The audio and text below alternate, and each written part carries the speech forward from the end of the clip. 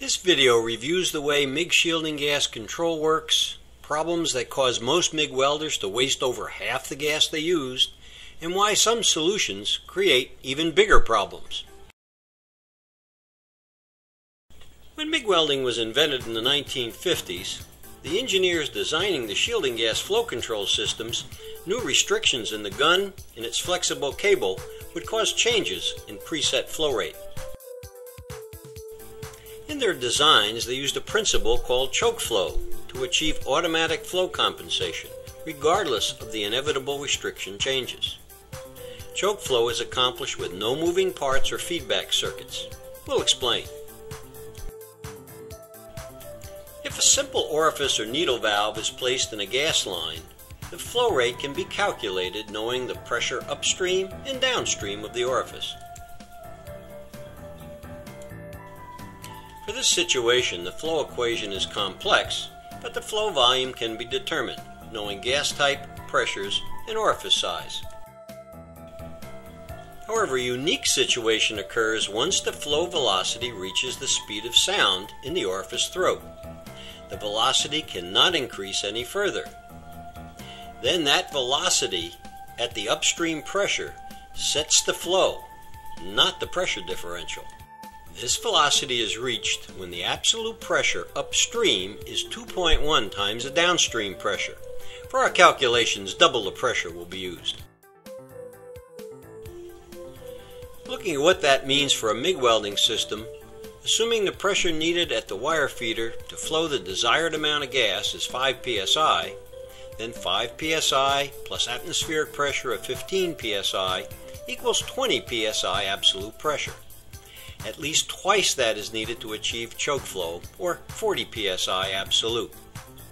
To get back to gauge pressure, subtract 15 and get 25 psi. It is no coincidence that quality flow meters, as shown here, all operate from 25 to 80 psi. Tests were conducted with various flow restrictions to check the flow consistency of a commercial 25 psi regulator flow meter and a low-pressure surge-reducing regulator. Restrictions were added to simulate spatter buildup in the gun and loops put in the gun cable. A 5 psi restriction was set for the start, then restrictions added and removed to achieve the range found in industry. Flows were measured at the gun nozzle using a portable flow meter. The results with a conventional 25 psi regulator flow meter are shown on the top line. Setting the flow rate at 31 CFH, the restrictions were added and removed, resulting in a low restriction of 3 psi and a high of 8 psi. Note, with no change in the flow meter knob setting, the flow at the gun nozzle stayed at the preset 31 CFH through the full range.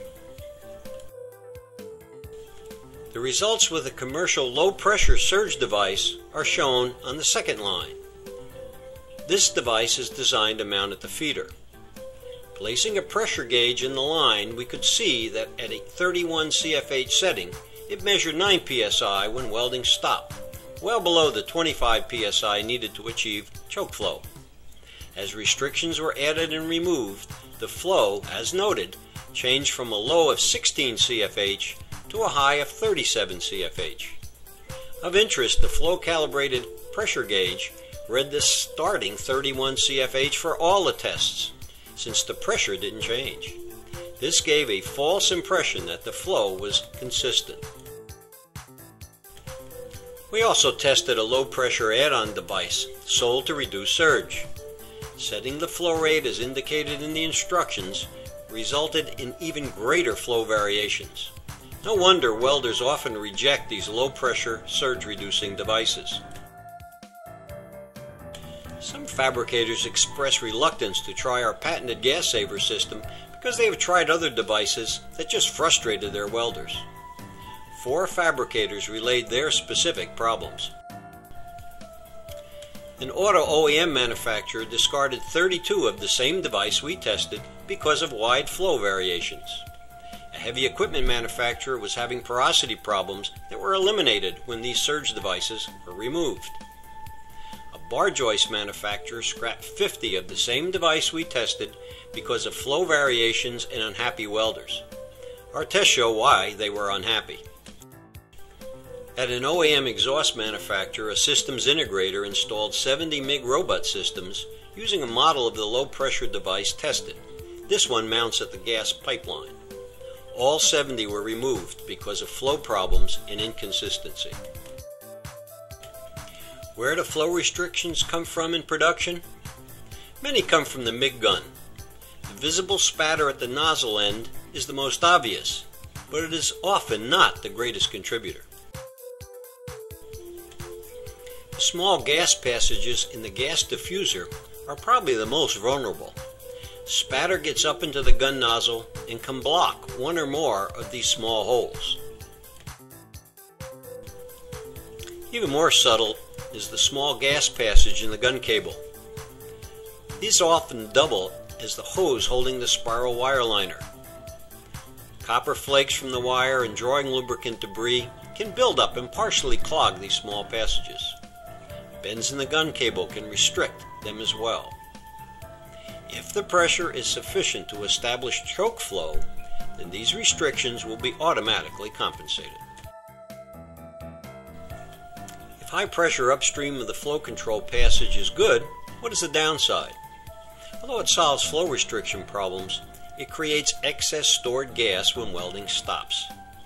Looking at this system, it uses an 80 psi regulator, which is common for CO2 shielding to prevent ice particle formation clogging the needle valve. The pressure drops across the valve while welding is in progress, typically to 4 to 6 psi needed. However, when welding stops, gas continues to flow through the valve and quickly fills the hose from the gas source to the feeder, in this case with 80 psi. Consider the gas volume associated with this higher pressure. The top line shows the physical volume of a large gas cylinder, which is 1.8 cubic feet. When pressurized at 2500 psi, it holds 308 cubic feet of gas. The amount of gas is proportional to the absolute pressure ratio. For the MIG gas hose shown on the second line, this means it holds 6.44 times the physical hose volume. In addition, tests show a typical quarter-inch hose expands when pressure is applied, allowing an additional 13% volume for a total of 7.3 times the amount of gas as the physical hose volume.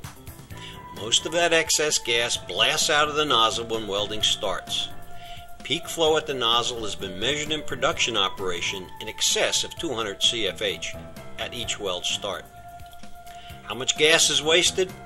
Some examples will be presented. First, consider another problem with a device used to reduce weld start surge. Orifices can be used to limit peak flow. However, if they are used just to limit peak flow, setting flow at the cylinder or pipeline, then the pressure and volume of the gas delivery hose still increases to the same level and excess gas is still wasted. However, it takes longer for the waste to dissipate, giving a false impression of gas savings. If an orifice or other device is mounted at the feeder to set flow, then there is insufficient gas to purge the gun nozzle in the weld start area. Stauffer defined in a 1982 patent that there is a need to have extra gas at the weld start to purge air from the nozzle in the weld start area. He built a reservoir into his device to accomplish the task. A bar joist manufacturer's experience provides evidence for the need for extra start gas. They were using orifices at the feeder to set fairly high gas flow rates, but welders wanted more flow. When conducting tests with our gas saver system, the flow control orifice was moved to the pipeline drop, providing a controlled amount of extra start gas at a limited flow velocity. The welder using the system instantly saw the improved starts. After several hours of observation, it was obvious the starting spatter was lower than the welder standing next to him who had their standard system. On the test system, the high steady state flow they had been using was even lowered while still maintaining a better weld quality. The patented gas saver system stores 80% less gas volume and has a peak flow limiting orifice built into the feeder end hose fitting. The following are fabricators' gas saving results found when using the system. The bar joist manufacturer purchased 50 of the gas saver systems. About a year after installation, the welding engineer received a call from his bulk gas supplier wondering why their gas use was down over 30%. Production had not reduced. In a controlled test, a company making truck boxes welded 236 parts with a full cylinder and with their standard system. Installing the gas saver system with no other changes, they welded 632 parts with a full cylinder, a 63% gas savings. They purchased 25 systems and a year later another 10 for new MIG welders. A company with 126 MIG robots ran extensive tests with only a 6-foot long gas saver system. They found savings from 25 to over 40%. They purchased systems for all of their MIG welders. In summary, high pressure provides automatic flow compensation to counter flow restrictions that occur in production. However, the high pressure creates gas waste and surge at the weld start. The gas saver system maintains automatic flow compensation by not altering the gas pressure. It also provides a controlled amount of extra gas at the weld start at a rate that does not create excess turbulence, improving weld start quality. Rather than create frustration, welders appreciate the benefits of the system.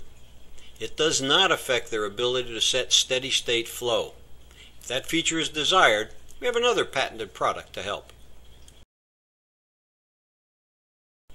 For more information about automatic flow compensation, the ideal gas delivery system, and our patented gas saving products, see our website, netwelding.com. Thank you.